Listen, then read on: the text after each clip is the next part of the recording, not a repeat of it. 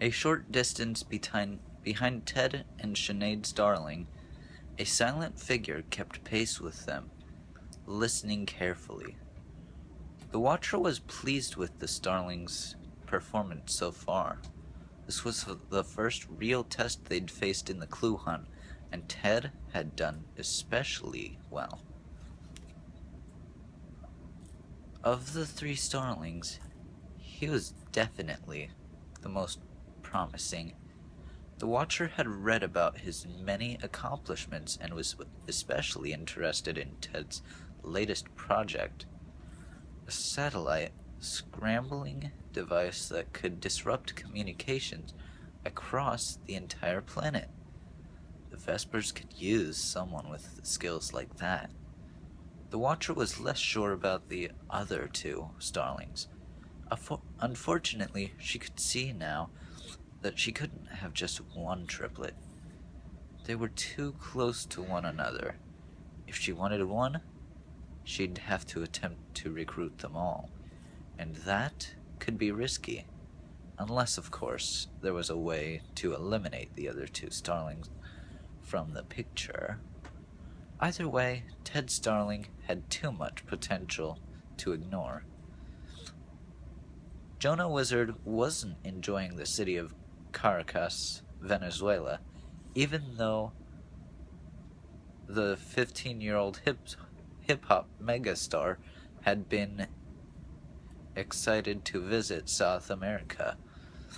His TV show, Who Wants to Be a Gangsta, had aired on 8 different channels in the last year, and there were more sales of Jonah Wizard bobbleheads in Venezuela than in any other country. It was nothing like Egypt, where he'd spent days trying to track down Amy and Dan. Nobody there even seemed to recognize him, let alone listen to his music or watch his show. It was shocking how backward some places could be. But worse than the lack of fans was the fact that Amy and Dan had managed to escape Egypt with another clue. The hunt had only started a few weeks ago, and already it wasn't going as well for Jonah as he'd thought it would. He might be a worldwide hip-hop sensation with fans on almost every continent, but none of that was going to help him win the clue hunt. It was time to prove himself no matter what the cost. And proving himself meant that no one could know he was in Venezuela. He couldn't hold a surprise concert in Caracas. He couldn't sign autographs for the fans. He couldn't even let himself be seen, or he'd never be able to get close to the next clue. Jonah's mother, head of the Janus branch of the Cahill family, had recently received information that pointed to a clue hidden somewhere in Caracas.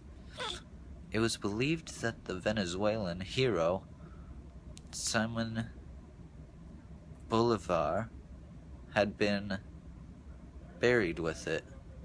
A famous military leader, Bolivar led the country to independence from Spain in 1821, and his remains were now entombed in one of the country's most famous landmarks, the National Pantheon.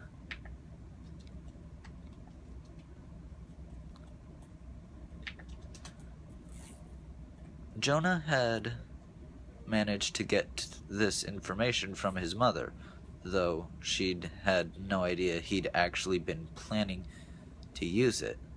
But with no new leads on where Amy and Dan, or any of the other clue hunting teams were headed, Jonah had taken matters into his own hands.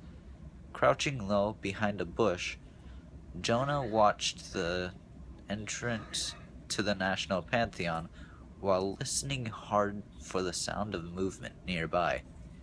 His contact still had 5 minutes to arrive, but Jonah was getting antsy. He wasn't used to being alone. Usually, he was surrounded by fans or backup dancers, or at the very least, his father was nearby.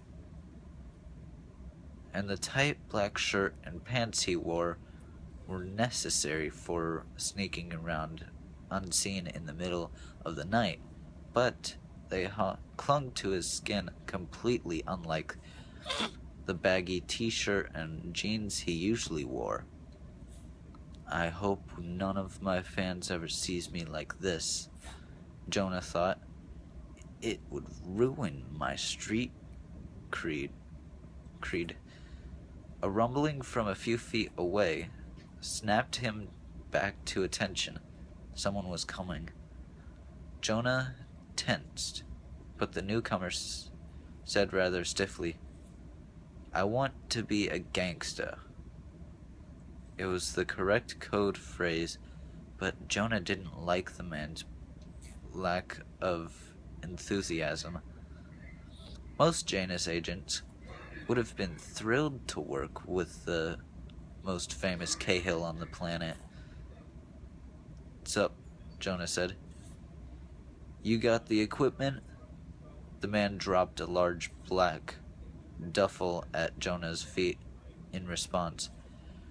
Jonah unzipped it and peered inside, inspecting the contents. He nodded. "Looks good." The man gave a curt nod and slunk back into the darkness. Once he was alone again, Jonah listened a moment, but the only sounds were a slight breeze and the rush of nearby traffic. Time to make his move.